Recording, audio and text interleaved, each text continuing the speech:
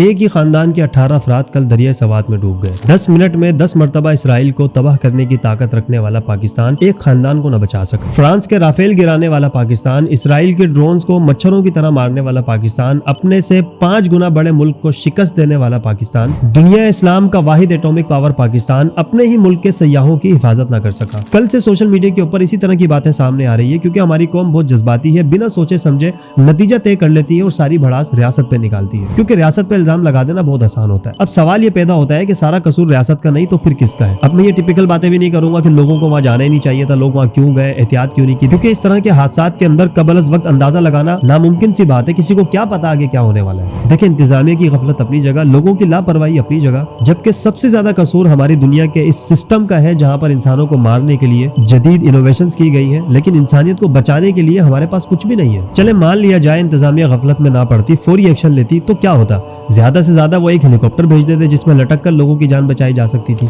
लेकिन जरा सोचें, क्या ये हेलीकॉप्टर इस काम के लिए बना है? ये तो एक जुगाड़ है, और ये जुगाड़ भी तब काम आती जब मौसम उस हेलीकॉप्टर को वहां पर उड़ने की इजाजत देता। अगर मौसम इजाजत ना देता तो ये जुगाड़ भी फेल है। मैं यहाँ बात कर रहा हूँ कि इंसानियत को बचाने के लिए दुनिया ने क्या बनाया। इसी तरह का एक वाकया 2022 में भी देखने को मिला जब 5 भाई इसी तरह दरिया में डूब गए थे। दुनिया तमाशा देखती रही। मैंने उस वक्त भी ये बात कही थी कि इंसान इतनी तरक्की कर चुका है कि हजारों किलोमीटर दूर बैठकर एक बटन दबाए तो पूरा शहर सफाई हस्ती से मिट जाए, लेकिन चंद अफराद इस तरह दरिया में फंस जाए, चेयर लिफ्ट पर लटक जाए तो इनको रेस्क्यू करने के लिए हमारे पास कोई स्पेशल इक्विपमेंट मौजूद ही नहीं है। यहाँ तक कि हवाई जहाज, जो कि दुनिया में सबसे ज्यादा महफूज समझा जाने वाला सफर है, इससे भी अगर कोई हादसा पेश आ जाए तो अंदर बैठे हुए 300-400 लोगों की मौत यकीनी होती है। जहाज बाद में क्रैश होता है, उनकी मौत पहले यकीन में बदल जाती है। इल्ला माशाल्लाह कोई एक आध बच जाए तो उसे मौजज़ा समझा जाता है। लेकिन इसके बरक्स अगर किसी इंसान को मारना हो और वो इंसान जमीन की तह में जाके छुप जाए तो दुनिया के पास ऐसे एंटी बंकर्स मिसाइल्स मौजूद हैं जो जमीन के सैकड़ों मीटर अंदर जाके उस इंसान को मारने की सलाहियत रखते हैं। अभी चंद दिन पहले की बात है, अमेरिका का B-2 बॉम्बर जो ईरान के ऊपर उड़ रहा था, उसने ये कारनामा करके दिखाया ना कि किस तरह से सैकड़ों मीटर जमीन के अंदर जाकर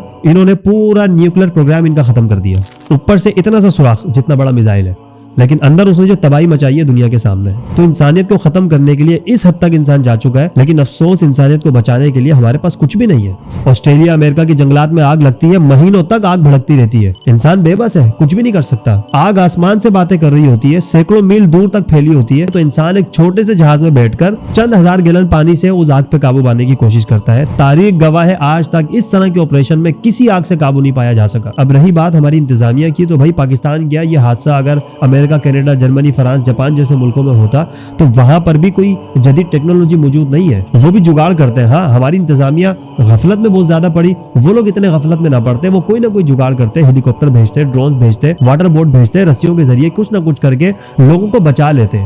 जाने जाया होती भी तो 1-2 होती, पूरा पूरा खानदान जाया नहीं होता।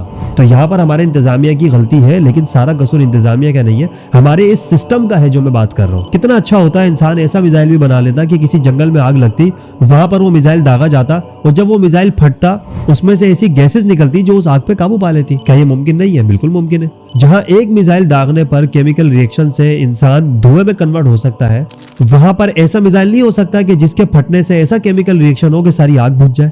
सैकड़ों मन वजनी लोहे का ये टुकड़ा मनोवजनी रस्सी के साथ पहाड़ों की चोटियों पर फेंकने वाली गन्स हमारे पास मौजूद है, लेकिन चंद फीट की दूरी के ऊपर लाइफ जैकेट्स फायर करने वाली गन्स हमारे पास मौजूद नहीं है। ये सोचने का मकाम है।